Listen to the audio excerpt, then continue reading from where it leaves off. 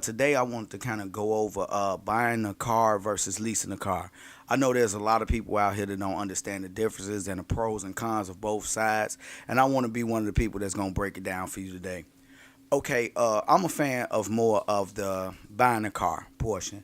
I'm the guy that goes out, pays cash for it, gets it, and I'm going to take that vehicle and I'm going to use it what it's for. Like I got an Avalanche and it's paid off, it's paid in full, and I don't have to really deal with it because I'm looking to actually go without a note.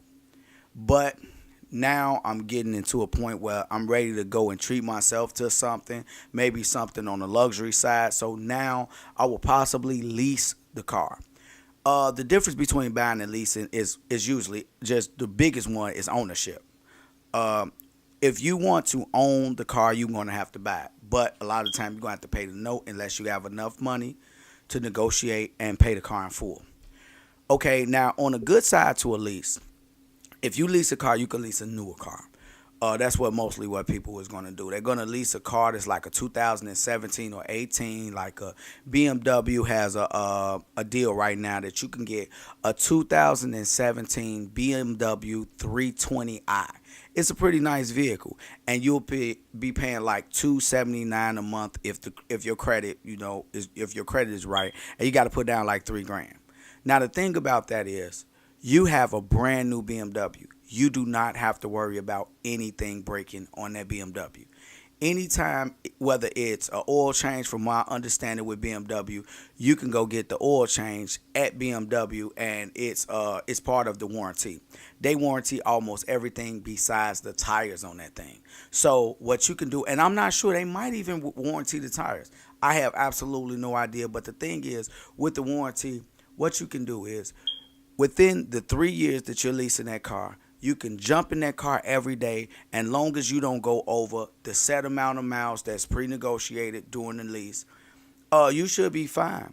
So I wouldn't take it on a family trip all the way from Florida to California, but like for regular everyday things that you're gonna do for yourself and your family, you'll be fine in a leased vehicle, and you do that.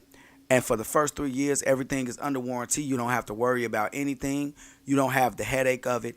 And the awesome part is, this is the best part to me. You're not stuck in that vehicle. What I mean by that is you go through 3 years and now you're ready for something new. If you like me or anybody else, I don't give a care what type of car you put me in. After 3 years of starting that same car up, you get bored with it and you want the newest car with the newest technology, and that's why a lease is important. Somebody close near and dear to my lady, they bought a Benz. And when they bought that Benz, I think that the Benz is awesome, but I know them and they've had a Jaguar previously. So they got rid of the Jaguar. I think they gave it away to one of their children or something like that. I think that it would have been in their best interest to lease instead of them buying the car that they got. The Benz is beautiful. It's a beautiful car, but 3 to 5 years from now, I think that they're gonna be buying something else, and they're gonna be dropping a shit ton of money on that as well. So I would honestly go more toward I like the idea of leasing versus owning, because you get a newer car. You just now the downside is you do have to continuously pay a note. Like, it's a never ending note. Like, for the next 10 years, every 3 years you will be in a newer car. You'll be running that car every time. You will never own the car, and you will always have a note. But on the same token, if you go through a hard spell and you lose your job, when you own the car, you ain't got to worry about it, because a lot of times if you went through the rough times with the car and everything, you have it paid off.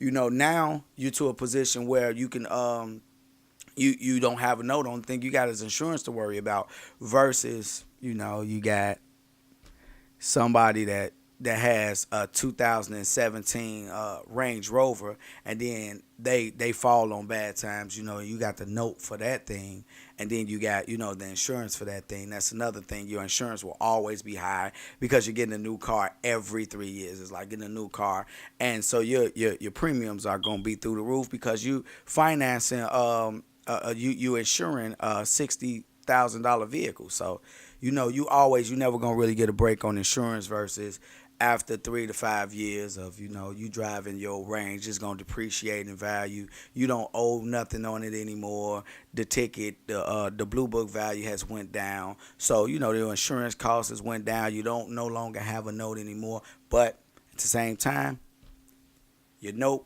to buy $800 a month for a Range Rover, maybe $900. To lease, $425. That's the difference. So, it's a big boy game. So I would say, honestly, with me in my position, I have a paid off car. I got a paid off Old School. I got a paid off Avalanche. So now I want me a foreign car, and I will most likely lease it because I don't want to repair it. So that's the buying versus leasing game. I'm kind of biased on it, and I hope that helps somebody. You already know what it is. It's your boy Tunchi, and if you don't want to end up in a box, think outside of it. YBE. Drug dealing and killing is going on in my town. It don't take a killer to kill or a driller to drill. See, just being yourself is the definition of real.